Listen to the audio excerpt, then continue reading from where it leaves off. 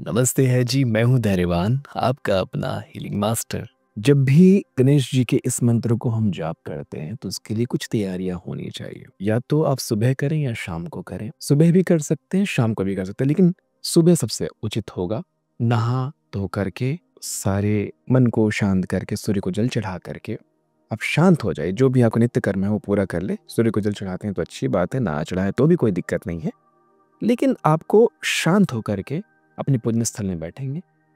एक वस्त्र कि जो आपको रोज पहनना है, जो पूजन स्थल में काम करने के लिए, पूजन स्थल में ध्यान करने के लिए या हीलिंग प्रैक्टिस करने के लिए, समाधि के लिए, जो अपनी स्पिरिचुअल प्रैक्टिस के लिए आप यूज करते हैं, तो वो एक वस्त्र उजले रंग का, जैसे मैंने ये उजले रंग का नरम कपड़ा पहन रखा है, ढीला ढाला कपड़ा जो आप रोज पहन सकें।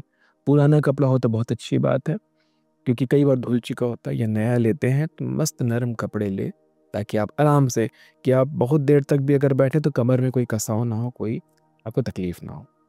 दूसरा, एक आसन ले लीजिए, थोड़ा मोटा, जैसे कंबल होता है, जैसे पैरदान होते हैं, जैसे कालीन होता है, उस जैसा थोड़ा सा मोटा, जो ज़मीन से आपको थोड़ा ऊपर रखे, ताकि आपकी ऊर्जा ज़मीन में सोख ना ली जाए।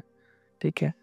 तीसरा जो होगा वो है पानी का एक बर्तन, कांसे का, चांदी का, तांबे का, कांच का, ऐसा कोई भी एक बर्तन आप इस्तेमाल कीजिए, जो आप ध्यान करने से पहले, जाप करने से पहले, क्योंकि आप जब जाप करेंगे तो शरीर में तीव्र ऊर्जा का संचार होता है जिससे गला सूखता है। तो गले को पहले तर कर लें और प्रार्थना करके करें, हे गणेश, हे परमात्मा, मैं एक ध्यान कर रहा हूँ, पूजा कर रहा हूँ, मुझे शक्ति दीजिए, मुझ पर कृपा कीजिए, मैं इस जाप को पूरा कर सकूं और इस जाप की शक्ति को अपने अंदर सोख सकूं।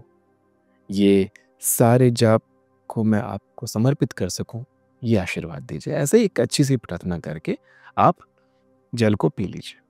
अब अपने हाथ में माला लीजिए, समझ लेते हैं ये आपकी माला है, ये तो मेरी माला है जिसमें मैं जाप करता हूँ। 108 मनके की माला आपके लिए सबसे अच्छा होगा क्लियर कॉर्ड्स, क्योंकि ये जीवन भर चलता है। क्लियर कॉर्ड्स की माला जीवन भर चलती है। नहीं तो उपलब्ध ना हो तो तुलसी की माला ले लीजिए जो आपके आसपास उपलब्ध है, फिर रुद्राक्ष की माला ले लीजिए, और ना हो, बिल्कुल उपलब्ध ना हो, जब तक उपलब्ध नहीं हो रहा तब तक हाथ से आप गिन करके जाप कर लीजिए।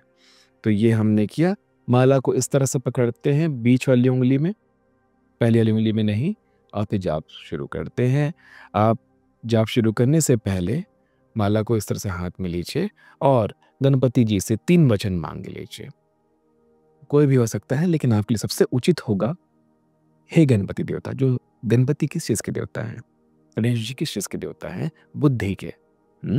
तो उनसे सबसे पहले आप मांगिए, हे प्रभु, सद्बुद्धि दीजिए, मुझे सद्बुद्धि दीजिए, मुझे सही रास्ता दिखाइए, सुखी जीवन दीजिए। ये 3 वचन मांग लीजिए। सद्बुद्धि दीजिए, सही रास्ता दिखाइए, सुखी जीवन दीजिए। ये 3 वचन मांग लीजिए। चाहे आप अपने लिए कर रहे हो, चाहे किसी और के लिए कर रहे हो। देखिए, ये जो जाप है, ये एक तरह से तांत्रिक क्रिया है और सात्विक क्रिया भी है। सात्विक और तांत्रिक का मतलब कहीं भी तमोगुण से नहीं हो रहा। तांत्रिक तंत्र में कब चले जाएंगे? जब हम रात के 11 बजे के पश्चात इस मंत्र को जाप करेंगे, हवन तर्पण मार्जन करते हैं, तो ये तंत्र में आता है। जब गणेश जी की उपासना हम सिद्धि के लिए कर रहे होते हैं। तंत्र मतलब सिद्धि। तांत्रिक तंत्र सुनने से थोड़ा सा नेगेटिव साउंड करता है, वैसा नहीं है कुछ। तंत्र की जब साधना करते हैं तो रात को करते हैं 11 बजे के बाद। आपको एक गुरुओं की पुरानी कहावत बता दूं, रोगी, भोगी और योगी, ये 3 तरह के लोग रात को जागते हैं। योगी जो सिद्धि के लिए योग कर रहे होते हैं। योग का मतलब वो योगा नहीं, योगासन वाला नहीं। योग करने के लिए आसनों की आवश्यकता पड़ती है, इसलिए उसे योगासन कहते हैं। तो योग अपने आप में साधना है, योग साधना। तो समझिएगा, दिन में जब आप ये करते हैं तो ये इच्छा पूर्ति के लिए, कामना के लिए प्रार्थना है एक तरह से। तो आपको 108 मनके की माला में 108 बार जाप कर लेंगे। आपका मंत्र जाप जो आपको गणेश जी के लिए दिया जाएगा, गणेश जी के कई मंत्र होते हैं। आपके लिए हो सकता है ओम श्री विघ्नेश्वराय नमः, विघ्नेश्वराय नमः। या आपके लिए ये हो सकता है ओम निहरण्याय नमः, निर्हन्याय नमः। निर्हन मतलब, निर्हन का मतलब ये होता है विघ्नहर्ता, लेकिन गणेश जी को इस नाम से अभी हम पुकार रहे हैं। आपको या एक चीज समझा दूं, जब भी किसी एक व्यक्ति, एक स्थान, एक वस्तु या किसी भी एक विषय को अगर अलग नामों से पुकारा जाता है तो उसका भाव अलग होता है, उसका मतलब अलग होता है।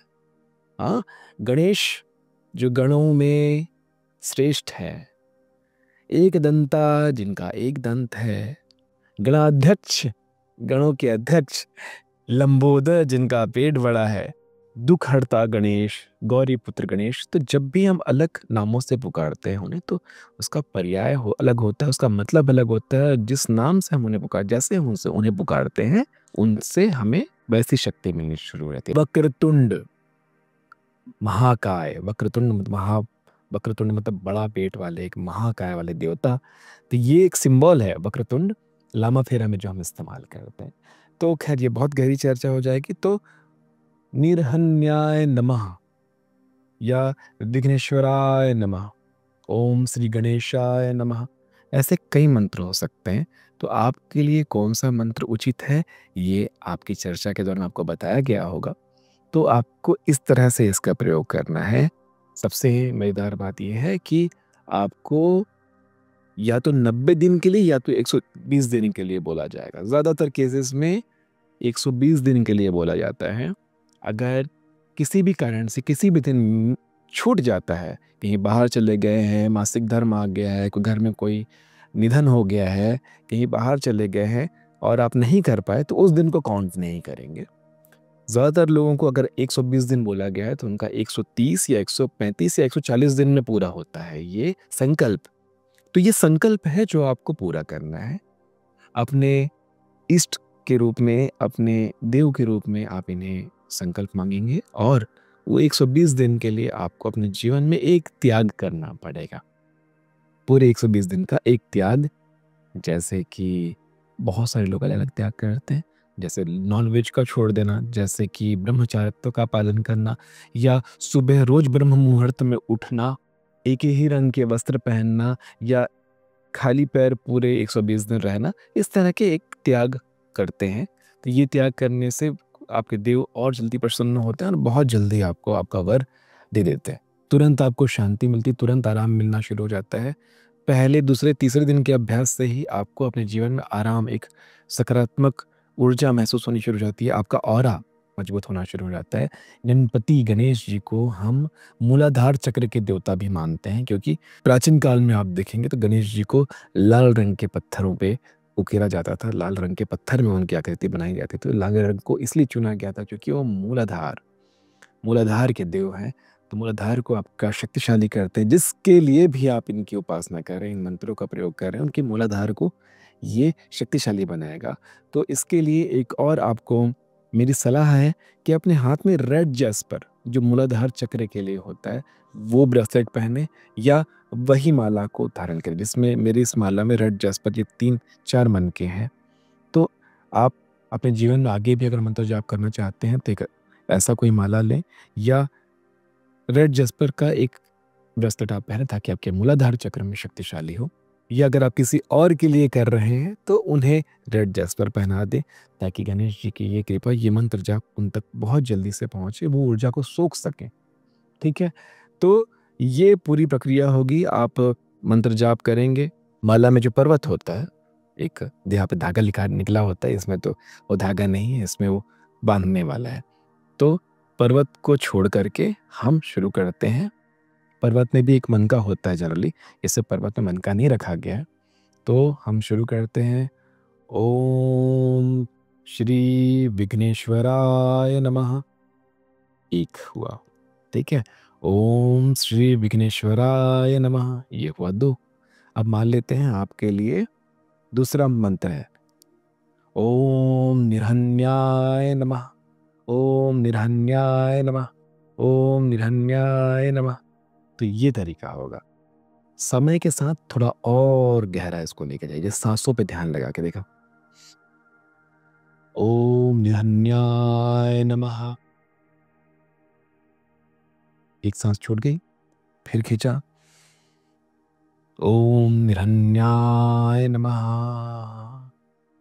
तो इस तरह से आप ब्रीदिंग प्रैक्टिस करते हुए, यानी कि नाड़ी शास्त्र में जो हम सीखते हैं, सांसों पे ध्यान लगा करके किसी ऊर्जा को अपने अंदर सोखना, इसे हम कहते हैं स्वर विज्ञान। तो स्वर विज्ञान की सहायता के साथ अगर आप ये करेंगे, तो जिस उद्देश्य से आप ये साधना कर रहे हैं वो तो पूरी हो रही है, साथ में आपकी भीतर नाड़ी शोधन हो जाएगा, आपका ऑरा शक्तिशाली हो जाएगा, आप अपने आप में बहुत बलशाली महसूस करने लगेंगे, अपने आप में ही आपकी सोचने समझने की क्षमता बढ़ जाएगी, ओवर थिंकिंग तो खत्म ही हो जाएगा, शक्तिशाली अपने आप में तन मन से शक्तिशाली हो जाएंगे, आपकी नींद अच्छी हो जाएगी, आपका आपका अपने आप में कंट्रोल बढ़ जाएगा। तो ये सारी चीज़ें आपको मिलेगी जब आप इस प्रक्रिया को करते हुए आप आगे बढ़ेंगे। तो ये चर्चा थी गणेश जी के इस शक्तिशाली मंत्र की उपासना करने से आपको कौन-कौन से फ़ायदे होंगे। गणेश जी के ये कुछ मंत्र हैं जो आप देख सकते हैं। ऐसे अलग-अलग मंत्रों का प्रयोग हम करते हैं अपनी साधना में। तो ये आपको करना है, आप करिए।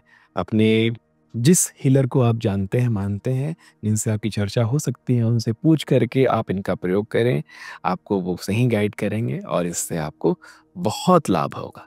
ठीक है जी। आशा करता हूँ ये अध्याय भी आपको बहुत अच्छे से समझ में आया होगा। मिलते हैं आने वाले अध्यायों में। तब तक के लिए नमस्ते है जी।